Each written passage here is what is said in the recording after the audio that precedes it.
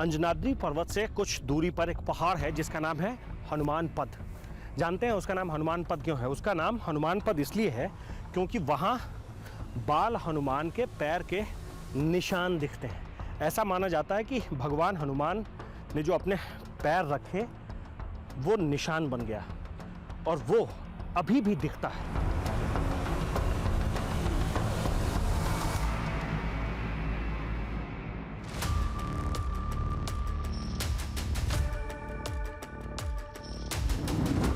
चरण चिन्ह की वजह से उस पर्वत को हनुमान पद कहा जाता है। कहते हैं रामायण काल में उस चोटी पर वानर राज केसरी का महल था। वक्त के साथ सब मिट गया, लेकिन बाल हनुमान के चरण निशान आज भी मौजूद हैं।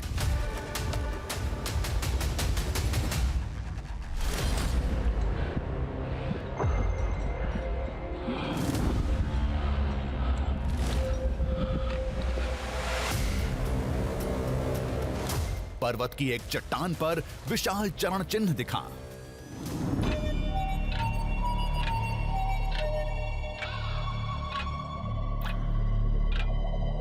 इसे पहली नजर में देखने पर बिल्कुल वैसा ही लगता है जैसे किसी इंसान के पैर होते हैं। ये अंगूठा, ये दूसरी उंगली, तीसरी, चौथी, ये पांचवी, लेकिन इसका आकार बड़ा है। और ये कितना पुराना है, ये निशानी कब से ऐसे ही दिख रही है, इसके बारे में सही किसी को कुछ पता नहीं है। बस लोग ये मानते हैं कि ये भगवान हनुमान के पैर की निशानी है, इसीलिए जो यहाँ तक पहुँच पाता है वो इसकी पूजा अर्चना करता है, और जो यहाँ तक नहीं पहुँच पाता है वो दूर से ही इस पहाड़ को प्रणाम करके आगे की तरफ बढ़ जाता है।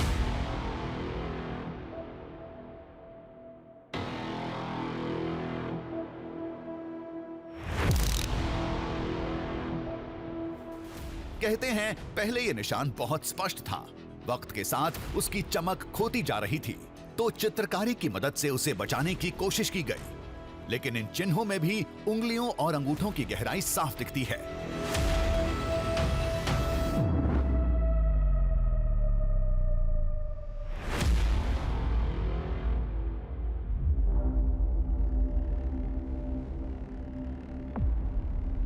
यहां जो ये निशानियां आपको दिख रही है, ये जो निशान आपको दिख रहा होगा, ये निशान 6 फीट और 8 इंच का है।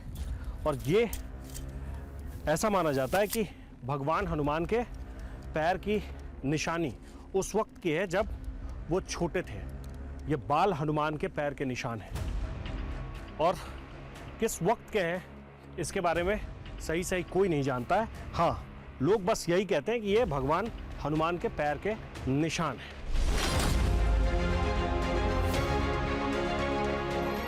अंजनेय पर्वत के इन दोनों साक्ष्यों को महाबली हनुमान का सबसे बड़ा साक्ष्य बताया जाता है।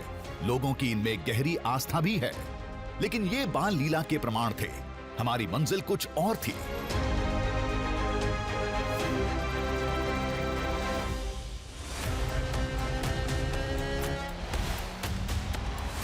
हमें कोई ऐसा निशान चाहिए था जो पवन पुत्र के चिरंजीवी होने के दावे को बल दे। हमारी इस चाहत की एक और बड़ी वजह थी, जो कलयुग में महाबली के देखे जाने से जुड़ी थी।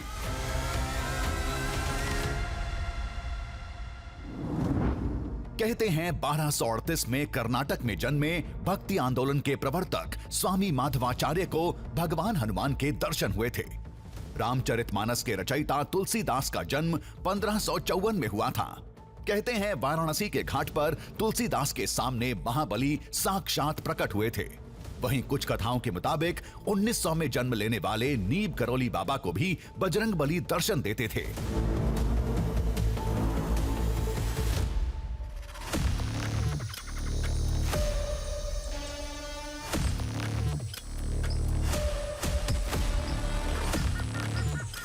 हम फिर कहते हैं, भगवान मिलते नहीं, अपनी निशानियां छोड़ जाते हैं। इंसानों को उसी में भगवान का अक्स दिखता है। हमें भी महाबली से जुड़ी किसी ऐसी ही निशानी की तलाश थी। फिर एक धाम का पता चला। वहाँ मूर्ति कहीं नहीं मिलेगा। वहाँ जो मूर्ति है वो हमें कहीं नहीं मिलेगा। वहाँ मूर्ति कहीं नहीं मिलेगा।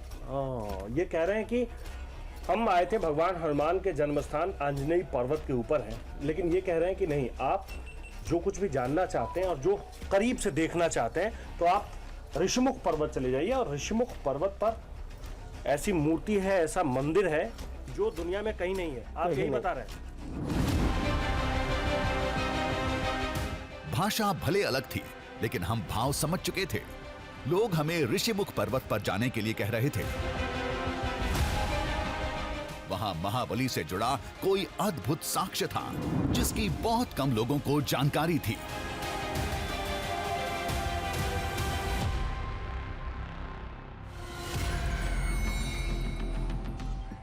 जब से हमने देखा है तब से हमको एक ही चीज़ दिखी है कि हनुमान जी यंत्र के बीच में बैठे हुए हैं और ना जाने कब से बैठे हुए हैं, और जो यंत्र है उसमें पूरी एक वानर सेना उसके सराउंडिंग्स में है। हमने ही नहीं, हमारे पूर्वजों ने भी देख रखा है और पता नहीं कब से, कितनी पीढ़ियों से ये चलता हुआ आ रहा है।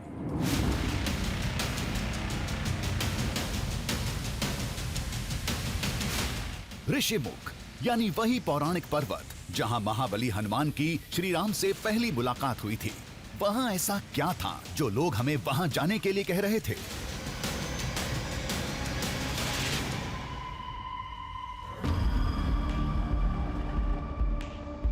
भगवान हनुमान के जन्म स्थान से लौटकर अब हम बढ़ते चले जा रहे हैं उस मंदिर के तरफ, जिस मंदिर की कहानी को सुनकर मेरे कदम पहले से ज्यादा तेज हो गए हैं।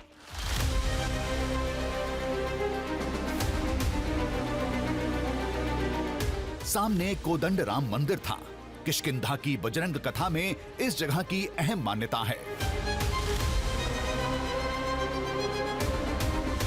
कहते हैं कि ये मंदिर भगवान राम और हनुमान की जो पहली मुलाकात हुई थी उसी के प्रमाण के रूप में यहाँ खड़ा है।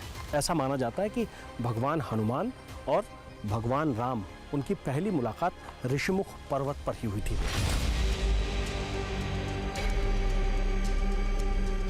इसी मंदिर की दूसरी तरफ वो धाम था जहां बजरंग बली की अद्भुत प्रतिमा है।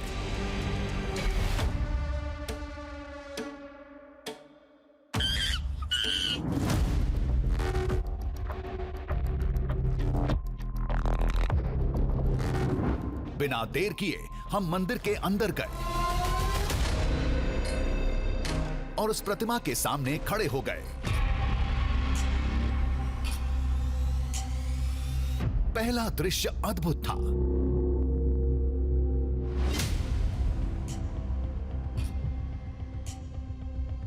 सामने प्रतिमा नहीं, चट्टान पर उकेरी गई एक आकृति थी।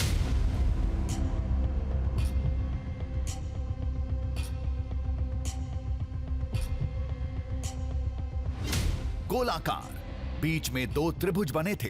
दोनों त्रिभुजों के मध्य महाबली हनुमान विराजमान थे।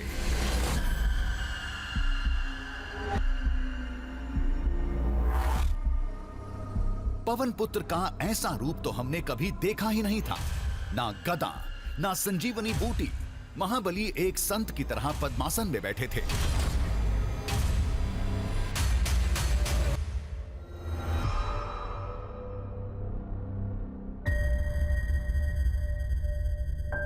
सिर पर मुकुट था और महाबली के चारों तरफ वानर थे जो एक दूसरे की पूंछ पकड़े थे।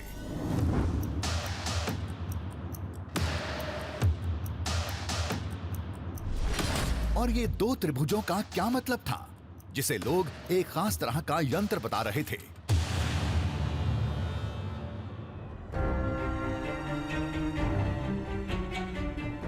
इस अद्भुत प्रतिमा का आखिर राज क्या था?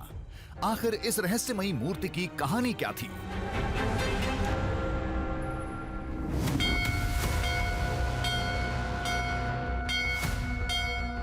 कहाँ तो हम महाबली हनुमान के जिंदा साक्ष्य को ढूंढने आए थे, लेकिन यहाँ आकर मेरे मन में सिर्फ सवाल ही सवाल आ रहे हैं और सवालों की संख्या इतनी ज़्यादा है कि उसे सुलझा पाना भी मेरे लिए फिलहाल मुमकिन नहीं है।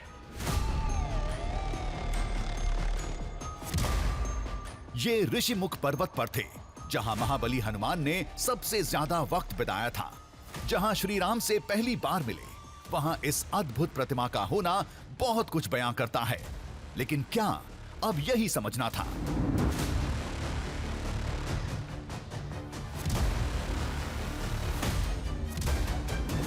फिलहाल हमारे दिमाग में इस प्रतिमा से जुड़े कई सवाल दौड़ रहे थे।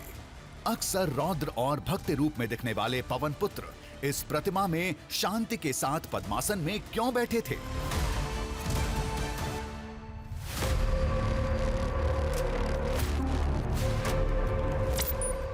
और सिर पर ये अजीब आकार का मुकुट क्यों था?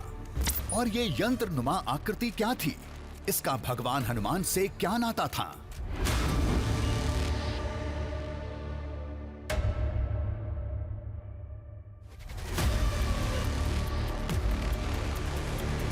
सवालों के जवाब तलाशने की कवायद शुरू हुई। सबसे पहले हमने मूर्ति के इतिहास के पन्नों को पलटा। बताया जाता है कि भगवान हनुमान की ये मूर्ति करीब 500 साल पुरानी है, जिसे विजयनगर साम्राज्य के कुलगुरु व्यासराज जी ने बनाया था। यहाँ एक बात गौर करने लायक थी, व्यासराज उसी स्वामी माधवाचार्य के शिष्य थे। दावे के मुताबिक जिन्हें महाबली ने 13वीं शताब्दी में साक्षात दर्शन दिए थे।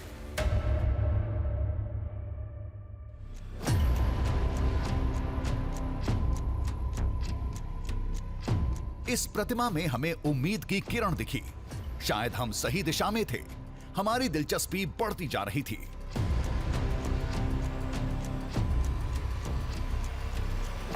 व्यासराज ने महाबली की ऐसी प्रतिमा क्यों बनाई? ऐसा रूप क्यों दिया? महाबली यंत्र के अंदर क्यों है? ये सब हमें पता करना था।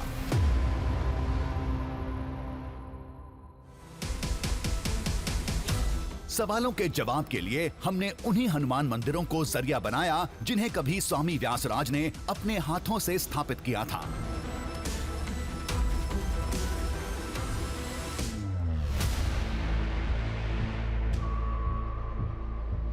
कहते हैं कि व्यासराज ने कुल 732 हनुमान मंदिर इस पूरे इलाके में बनाए हैं।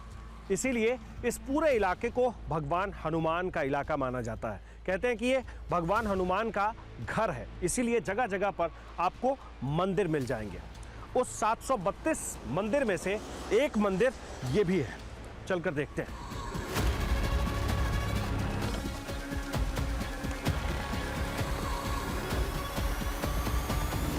व्यासराज के मंदिरों में से अब चंद मंदिरों का वजूद ही बचा था।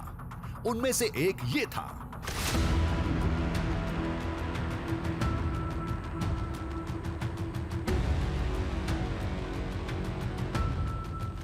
इसे बजरंग बली का उद्भव स्वामी रूप कहा जाता है। इसकी भी कोई कहानी होगी, लेकिन हमारे यहां आने का मकसद कुछ और था।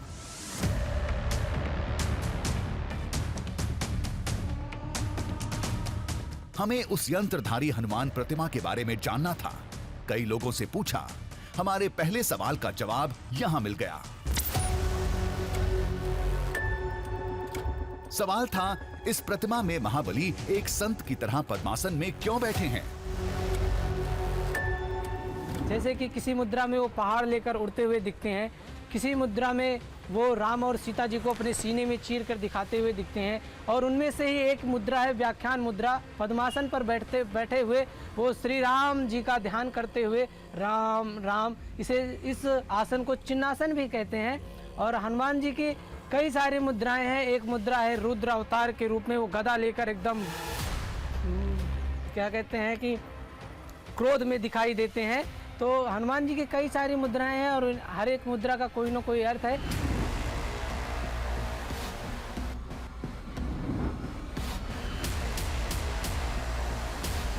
अक्सर रौद्र और भक्तिभाव में दिखने वाले महाबली की व्याख्यान मुद्रा वाली प्रतिमा आश्चर्य से कम नहीं थी। लोगों के मुताबिक जिसमें शांति के उपदेश का संदेश छुपा है।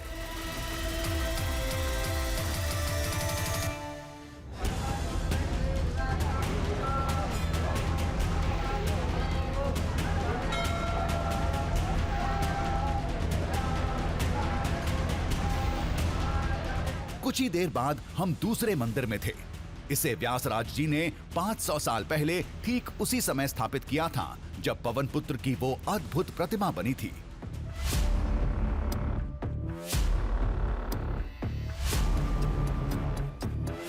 यहाँ इतनी जल्दी हमें हमारे दूसरे सवाल का जवाब मिल जाएगा, इसकी उम्मीद नहीं थी।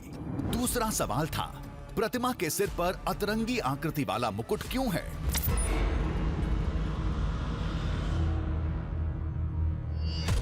दक्षिणी भारत में किरीट मुकुट विष्णु को पहनाया जाता है और वह मुकुट उसी को पहनाया जाता है जो कि राजा से कम नहीं होता। तो चूंकि हनुमान जी का जन्म स्थान था और राजा से कम नहीं थे, इसलिए वही मुकुट उनको पहनाया गया।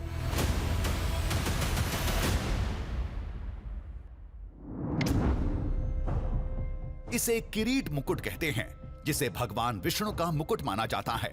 दक्षिण भारत के कई राजा भी इसे धारण करते थे। इसका एक मतलब यह भी निकाला जाता है कि त्रेता युग में जिस किष्किंधा के राजा सुग्रीव थे, कलयुग में इस वानर प्रदेश के राजा महाबली हनुमान हैं।